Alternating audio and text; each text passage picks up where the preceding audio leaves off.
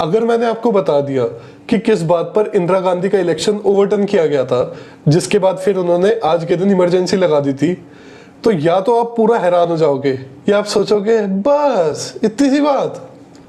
तो पूरा कॉन्टेक्स्ट मैं आपको समझा देता हूं। तो सर मामला ये था कि 1971 के पार्लियामेंट्री इलेक्शंस में इंदिरा गांधी रायबरेली की सीट से राजनारायण को चुनाव हरा देती है। राजनारायण पहुंच जाते हैं इलाहाबाद हाई कोर्ट में कि भाई इंदिरा गांधी चुनाव जीती है यूजिंग करप्ट प्रैक्टिसेस। अब ये करप्ट प्रैक्टिसेस क्या क्या है, वो अलग अलग चार्ज जो है इंदिरा गांधी पर लेवल करते हैं। 3 साल तक ये केस खिंचता है। 19 मार्च 1975 को इंदिरा गांधी पहली प्रधानमंत्री बनती है, कोर्ट में टेस्टिफाई करने वाली, और 5 घंटे तक विटनेस बॉक्स में होती है, वो आंसर कर रही होती है क्वेश्चंस ऑन हर इलेक्शंस।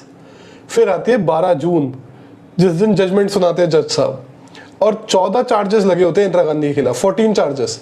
14 में से 12 पे Indira Gandhi not guilty found की जाती है, 2 चार्जेस पे लेकिन गिल्टी फाउंड होती है। अब ये 2 चार्जेस क्या थे?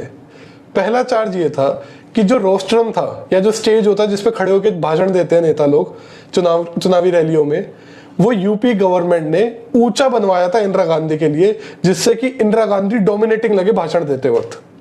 ये था पहला चार्ज जिसमें गिल्टी फाउंड हुई थी।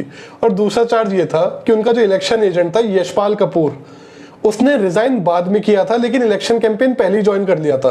तो एज गवर्नमेंट ऑफिशियल वो कैंपेन कैसे कर रहा था चुनाव में। ये थे लिटरली 2 ट्रिवियल चार्जेस जिसके बेसिस पे इंदिरा गांधी का पूरा इलेक्शन ही ओवरटर्न हो जाता है।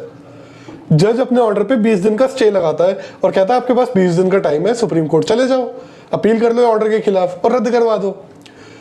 अब इंदिरा गांधी फाउंड तो हुई गिल्टी 2 ट्रिवियल चार्जेस पे, लेकिन जेपी मूवमेंट ने जो पॉलिटिकली चार्जेस लगाए थे कैंपेन में, पब्लिक माइंड में कि हाँ ये तो भ्रष्ट औरत है, और उन्होंने भी इसको ऐसे ही यूज करा।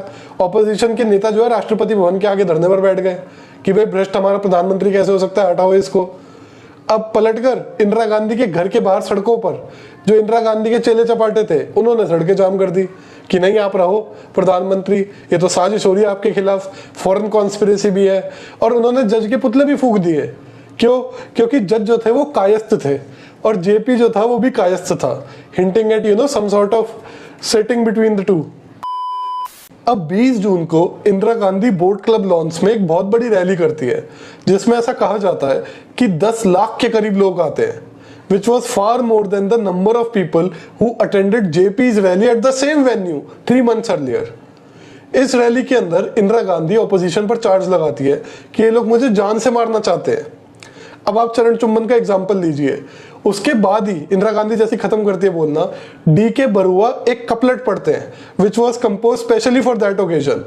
और वो कपलेट क्या थी? इंदिरा तेरे सुबह की जय, इंदिरा तेरे सुबह की जय, तेरे शाम की जय, तेरे काम ही जय, तेरे नाम की जय, वाह वाह वाह वाह वाह वाह। अब हुआ क्या? 23 जून को सुप्रीम कोर्ट जो है वो हियर करना स्टार्ट करता है इंदिरा गांधी की पिटीशन, और अगले दिन वो इलाहाबाद हाई कोर्ट के ऑर्डर पे स्टे लगा देता है कंडीशनल। और वो कंडीशनल स्टे क्या होता है कि भाई आप पार्लियामेंट अटेंड कर सकती हो लेकिन आप वोट नहीं कर सकती वहां पर जब तक ये प्रोसीडिंग्स चल रही है और जब तक फैसला नहीं आ जाता। इंडियन एक्सप्रेस क्या करता है, वो लिखता है इंदिरा गांधी पर और कहता है कि भाई इंदिरा गांधी को तुरंत रिजाइन कर देना चाहिए। काफी सीनियर मेंबर जो होते हैं कांग्रेस के, वो भी सजेस्ट करते हैं कि हाँ भाई कर देना चाहिए पार्टी के इंटरेस्ट में, और एक न्यूट्रल अनकॉन्ट्रोवर्शियल बंदे स्वर्ण सिंह को बना देना चाहिए जब तक कंट्रोवर्सी खत्म नहीं हो जाती है। लेकिन राजनीति का पहला नियम क्या है कि भाई प्राण जाए पर पावर ना जाए। क्या मतलब? कांग्रेस के सीनियर नेता कह रहे हैं कि आप हट जाओ, बाद में बन जाना, जैसी कंट्रोवर्सी खत्म होगी, उससे घंटा कोई फर्क नहीं पड़ना। बेटे ने बोला संजय गांधी ने, नहीं मम्मी आप बने रहो। देखा ये कर रहा है ना सही बात। ऐसी उस टाइम पर वेस्ट बंगाल के जो चीफ मिनिस्टर थे सिद्धार्थ शंकर रे, जो कि वेल ट्रेन्ड बैरिस्टर भी थे, उन्होंने भी कहा कोई जरूरत नहीं है आपको हटने की।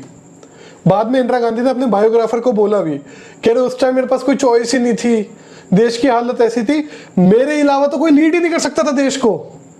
ये तो एक्सटेंट ऑफ डिल्यूजन्स और मेगलोमेनिया थे। इन एनी इवेंट 25 तारीख को, जो कि आज है 25 जून, 25 तारीख को एसएस रे हेल्प करते हैं ड्राफ्ट करने में ordinance declaring a state of internal emergency, which a pliant president Fakhruddin Ali Ahmed signed as soon as it was put in front of him. That night, note करना, the power supply to all of Delhi's newspaper offices was switched off, so that there was no editions on the 26th. Police swooped down on opposition leaders, taking JP, Morarji Desai and many others off to jail. The next day, the public of Delhi and of India as a whole was told by state-controlled radio that an emergency had been declared and all civil liberties suspended.